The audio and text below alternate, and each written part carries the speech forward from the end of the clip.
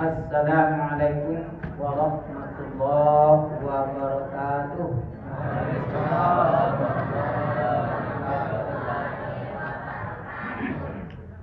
Alhamdulillahilladzi an'ama alaina bi ni'matil iman wal islam. Asyhadu an la ilaha illallah dzul jalali wal ikram. Wa asyhadu anna Muhammadan abduhu wa rasuluh. Basyiran wa nadhira wa da'iyan ila Allahi sirajan munira. Allahumma shalli wa sallim ala hadzal nabiyil karim Sayyidina Muhammad wa ala alihi wa sahbihi wa sallam tasliman katsira. Allahumma adkhilna mudkhala sidqin wa akhrijna mukhraja sidqin waj'al lana min ladunka sultanan nasira. Allahumma anzilna munzilan mubarakan wa rahman wa anta khairul munazilin walhamdulillahi rabbil alamin. Qala Allah Ta'ala fil Qur'anil Karim, na'udzu billahi minasy syaithanir rajim.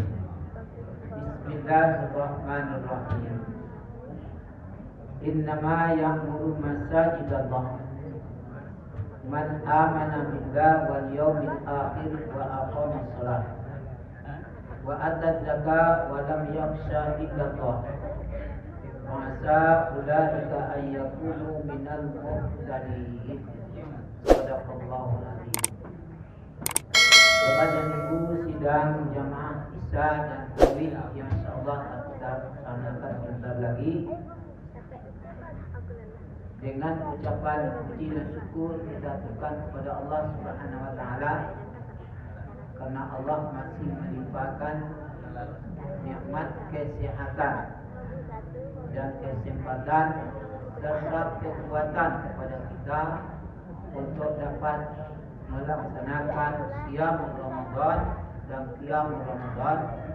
Mudah-mudahan saja amal ibadah yang kita lakukan itu menjadi alat penangkal terhadap penyakit yang ditakuti oleh seluruh manusia di dunia. Amin ya rabbal alamin. Selawat dan salam untuk junjungan kita Nabi Muhammad sallallahu alaihi wasallam. Allahumma shalli ala Muhammad wa ala ali Muhammad. Bapak dan Ibu, di dalam daftar ceramah anggota dia tidak ada pakai judul. Jadi bebas.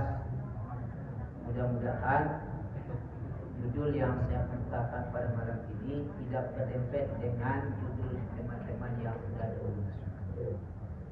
Judul yang kita bukakan Bapak dan Ibu, ada 3 jaminan amal dari Allah yang bisa menghindarkan dari musibah dan malapetaka. Ada 3 jaminan Allah terhadap amalan yang bisa menghindarkan dari musibah. Bapak dan Ibu, amalan-amalan itu diperjelas pertama diterangkan di dalam Al-Quran yang pokok. Yang kedua diperjelas dalam sabda Rasulullah Sallallahu Alaihi Wasallam. Di dalam Al-Quran Karim ayat 18 surat At-Taubah, firman Allah yang berbunyi sudah kita bacakan tadi, tapi arti dan makna dari ayat itu sesungguhnya yang akan memakmurkan masjid adalah orang-orang yang beriman. Man amana billah, orang yang beriman dengan sadar atau tidak sadar. Pada saat sekarang muncul Bapak dan Ibu pemahaman-pemahaman yang masih seperti mula-mula Islam masuk, mula-mula Islam berkembang. Apa pemahaman itu Bapak dan Ibu? Wanita tidak dibenarkan pergi sholat ke masjid. Kalau kita coba menelusuri hadis-hadis yang terkait dengan larangan Rasulullah terhadap wanita untuk pergi ke masjid itu Bapak dan Ibu ada kira-kira 4 tarmen Starman pertama di waktu Mekah Al-Mukarramah, waktu Nabi Muhammad hijrah ke Madinah Al-Munawwarah. Kemudian setelah dibangun Masjid Taqwa, lebih kurang 1 tahun lamanya. Waktu itu Islam masih belum begitu kuat, sementara pergaulan masih dikhawatirkan di waktu itu. Maka Rasulullah SAW mengingatkan kepada wanita, jangan untuk pergi kepada masjid. Kenapa? Karena situasi kondisi tidak aman. Jangankan di Mekah Al-Mukarramah, jangankan di Madinah Al-Munawwarah, kalau bapak-bapak dan ibu-ibu lapai ke Aceh, dimasuk namanya dulu Pak, gang, dimasuk gang itu amai. Kebetulan adik saya ada di sana, itu tidak pernah pergi ke masjid. Kenapa aku tidak pergi masjid? Nah, kalau kau di tengah jalan, ada harapan awak bisa ke besar. Jadi larangan untuk wanita pergi ke masjid itu disebabkan oleh situasi kondisi yang tidak aman. Satu. Yang kedua, masjidnya jauh. Sementara larangan Rasulullah SAW yang ketiga terkait dengan kebetulan ibu itu punya anak yang masih di dalam susuan, nyupai ke masjid, ibu di masjid, baru rakaat yang pertama Rasulullah SAW di dalam sholat, beliau kedengaran ada anak yang menangis di sekitar masjid. Maka beliau baca ayat-ayat yang pendek saja di waktu sholat subuh. Pertama yang beliau baca, idza jaa nasrullah. Yang kedua dia baca, inna a'tayna. Selesai beliau sholat, maka para sahabat langsung bertanya kepada Rasulullah, ya Rasulullah, apakah engkau merasa sakit karena engkau membaca ayat-ayat di dalam sholat tadi terlalu pendek? Apa kata Rasulullah SAW waktu itu? Apakah anda tidak mendengar ada di sekitar masjid anak yang sedang menangis, sementara ibunya sedang sholat bersama dengan kita? Pikiran ibunya 100% untuk anak, dia tidak lagi berpikir untuk sholat. Maka itu ayat yang dibaca itu adalah rahmat dan pendek-pendek. Selesai itu bapak dan ibu.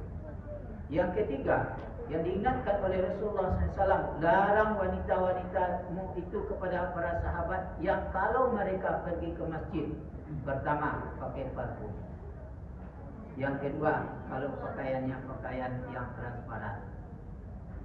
Yang ketiga, bapak dan ibu boga kawat sedikit. Pindah kali sampai Pak Rasulullah. Baik ke masjid bantu orang kapai beralih.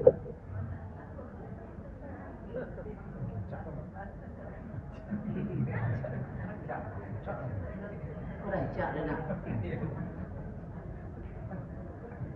Itulah kira-kira kronologisnya tentang masalah manusia dilarang oleh Rasulullah SAW yang khususnya bagi ibu-ibu. Tapi ketika namanya Fathul Makkah dibuka, sudah aman seluruh orang, masyarakatnya sudah tahu dengan aturan-aturan agama, maka Rasulullah SAW berkata kepada sahabatnya, la tamna'u mir'ata, jangan kamu larang wanita-wanitamu itu pergi ke masjid di waktu subuh dan waktu isya.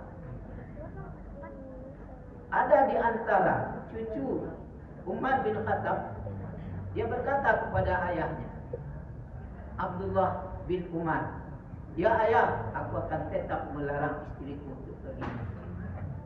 Apa kata Abdullah ibnu Umar kepada anaknya?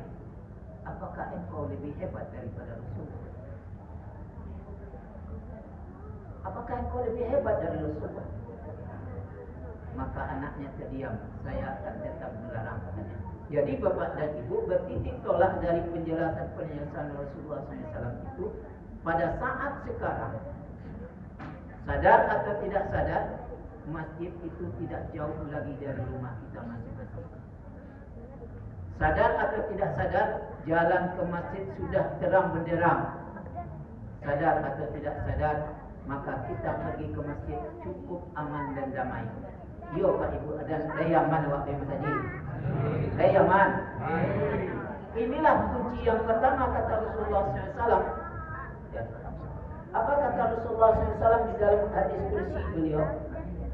Inni ahammu bi ahlil ardi azaban. Sungguhnya Allah Subhanahu wa taala bermaksud ingin untuk menurunkan siksaan kepada satu penduduk. Fanazartu kata Rasulullah. Maka Allah Subhanahu wa taala melihat ila ummari buyuti, terhadap orang-orang yang meramaikan rumahku. Rumah Allah di permukaan bumi di dalam hadis kursi juga diperjelas adalah masjid. Innama ummarul masajidi hum ahlullah. Masjid itu, orang-orang yang memakmurkan masjid kata Rasulullah SAW adalah keluarganya Allah. Orang yang tak cinta datang ke masjid, rumah dakik ke masjid, tapi tidak nama memenuhi panggilan ilahi Rabbi datang ke masjid, maka dia tidak termasuk namanya keluarga Allah. Pak Ibu mengaji 20 minit kecil Ustaz. Doa. Inilah berat dan 5 minit, tinggal 5 minit lagi.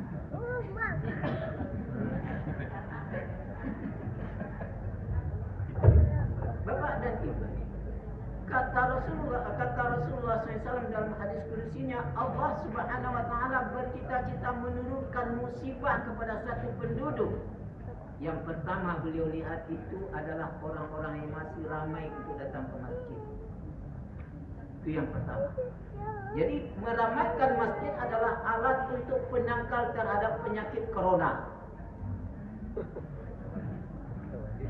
Apa anda percaya? Lep percaya tak? Lep percaya. Masjid di kampung Jawa tu Pak, Masjid Al-Mutatahirin tu di Rawang, kan di tengah-tengah pasar. Setiap zuhur Pak dan Ibu ramai.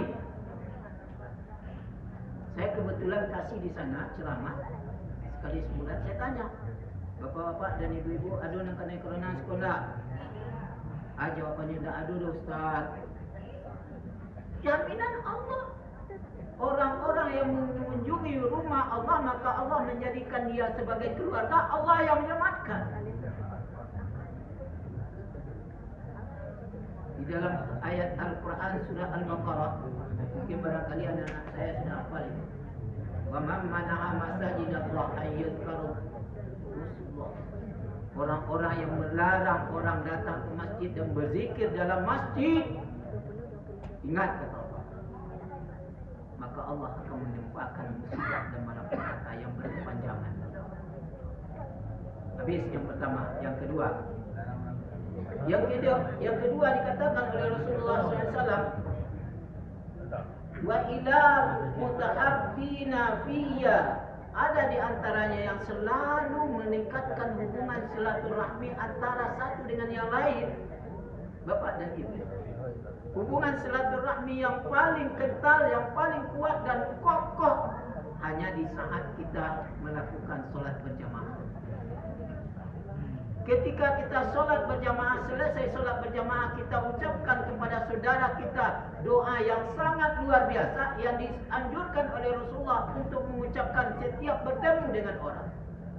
Apakah ucapan kita Bapak dan Ibu selesai solat? Assalamualaikum warahmatullahi wabarakatuh. Mengucapkan salam, Bapak dan Ibu, kalimat salam yang diajarkan Nabi, jangan tanggung-tanggung, termasuk imam jangan tanggung-tanggung mengucapkan. Sempurnakan. Assalamualaikum warahmatullahi wabarakatuh. Ya Allah, tolong selamatkan saudaraku yang di sebelah kanan ini. Mulai di ujung tu Pak, sampai ke ujung. Selamat, rahmat, berkah Kalau di ujung tu sampai ke ujung situ beragi lebih rupa seleret. Ada 30. 24 kali 3 berapa dia? 72. Dan muka selawat tu 72 satu saf bergemuruh ke ruang angkasa. Mungkinkah di antara yang 72 itu tidak diterima oleh Allah? Lain mungkin. Ud'uni astajib lakum, kata Allah. Minta olehmu kepada aku akan mengabulkan. Kita doakan saudara kita yang di sebelah kanannya agar menjadi selamat, menjadi rahmat, menjadi dapat berkah. Kemudian dibalas lagi ke kiri. Selamat, rahmat, berkah. Untuk itu mengucapkan salam bapak dan ibu, caliklah seketik. Yang berbelong seketik. Assalamualaikum. Calik mana? Assalamualaikum warahmatullahi wabarakatuh. Doakan Pak. Doakan. Dari hati Pak, jangan dari mulut saja, dari hati. Ya Allah, selamatkan saudara-saudaraku yang sebelah kananku ini ya Allah. Beri rahmat ya Allah, beri berkah ya Allah. Dibalasnya juga seperti itu Pak. Tapi kadang-kadang kawan pemberi. Itu kan sunat Ustaz. Juga di sunat lagi. Ada sunat itu diberi pahala melakukan, tidak berdosa meninggalkan. Kata saya itu fatwa yang keliru. Kenapa? Yang sunat itu dikerjakan ada keuntungan, ditinggalkan itu kerugian besar. Coba baca surat Al-Fajr. Ada di antara manusia yang menyesal pada hari kiamat. Ya Allah, seandainya saya berbuat dulu, mungkin barangkali saya tidak akan seperti ini. Di dalam surah Al-Fajr. Jadi bapak dan ibu, yang sunat-sunat itulah yang akan menguntungkan kita. Mendoakan teman saudara kita yang selalu kita doakan di saat-saat kita selesai sholat. Yang terakhir bapak dan ibu di dalam mendoakan, kita selalu beristighfar sesudah sholat. Ya Pak. Kalau istighfarnya astagfirullahaladzim itu untuk pribadi. Doakan teman kita. Perintah Allah Subhanahu wa taala mendoakan teman itu merupakan perintah wajib. Baca surat Muhammad atau surat ke-47 ayat 19. Wastaghfiru lidzunubika walil mu'minina wal mu'minat, kata Allah. Kamu bermohonlah ampun kepada Allah terhadap dosa-dosa engkau dan doakan pula saudara-saudaramu yang muslim. Bagaimana caranya kita mengucapkan istighfar untuk saudara kita? Tukar astagfirullah itu dengan nastaghfirullah. Apa bacanya Bu? Nastaghfirullah. Itu kajian orang gramatika bahasa Arab tu Pak. Ada ampek tu rupanya. Anak itu namanya alif, ya, ta, na, nun. Kalau kita mengucapkan untuk saudara-saudara kita, nastaghfirullahaladzim, ya Allah, ampunilah dosa kami. Kalau kami itu seorang berdua Pak, banyak. Yang terakhir bapak dan ibu, apa kata Rasulullah SAW? Wa ilayyal mustaghfirina bi ashar. Di waktu tengah malam sahur, mereka selalu berdoa dengan ucapan nastaghfirullahaladzim. Di waktu sahur mereka beristighfar kepada Allah, ya Allah, ampuni dosa kami, ampuni dosa kami. Bapak Ibu boleh lihat nanti di dalam surat ke-57. Persisnya surat Al-Ra'd Al-Hadid ayat 21. Wasabiquna maghfiratun ilal jannah. Orang-orang yang selalu berlomba-lomba, berusaha, beristighfar kepada Allah di waktu sahur, maka Allah Subhanahu wa taala akan memberikan kepada mereka itu adalah surga, jannah, surga, keamanan, kedamaian. Di mana? Dalam kehidupan dunia yang fana dan dalam kehidupan akhirat kelak nantinya. Terima kasih lebih dan kurang. Assalamualaikum warahmatullahi wabarakatuh.